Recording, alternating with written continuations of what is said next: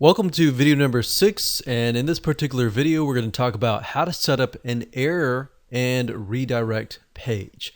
So did you know that you could be losing traffic when people land on certain areas of your website that don't exist? In other words, over the time and over the years of maintaining your website, you'll have pages and elements, videos, zip files, whatever, that will disappear on your website. And what will happen over the years is they will be indexed by Google, and if somebody clicks on that through Google and they come to your website, it will lead to what we call a 404 error page. Now, think about it for just a second. If you were that prospect and you clicked on a link and it went to a 404 error page, what does that first impression give you? Most likely it gives you the impression that the site is not maintained, or maybe it's not really very professional, right? In that case, what it'll do is it'll be detrimental to your reputation. So you don't want that. Instead, what you want is you want people to be redirected to either a page that actually works or a specific page that you want all the traffic to be redirected to.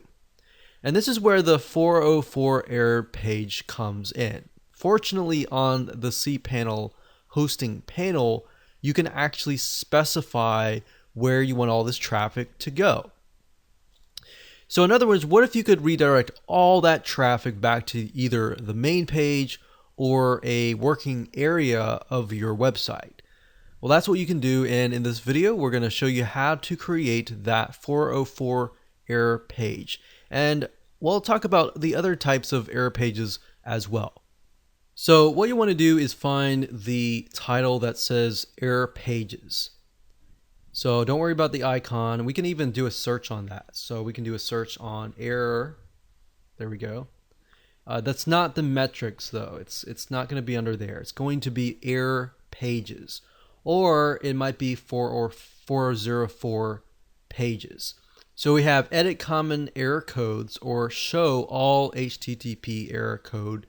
The 404 is the one that's not found. So that's what we're talking about anytime we delete a file, a page, or anything like that. That's generally where somebody's going to come in to access your site from Google or a site that has been indexed. And the next thing after that is to enter some HTML code that tells the system to redirect to whatever page that you decide.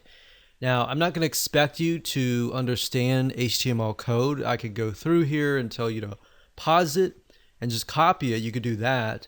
Or you can simply go to google.com and do a search for HTML meta redirect.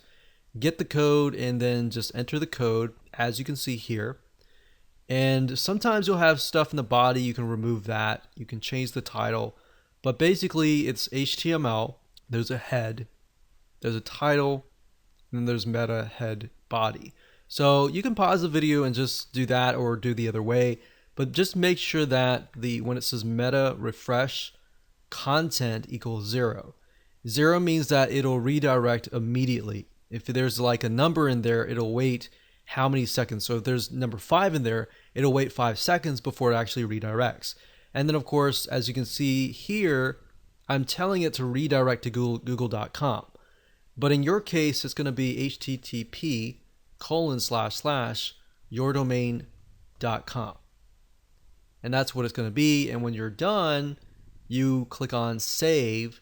And any time anyone goes to yourdomain.com / some random URL, and instead of going to an error page, they are redirected to your main page or whatever URL that you want to redirect them to. And that's it.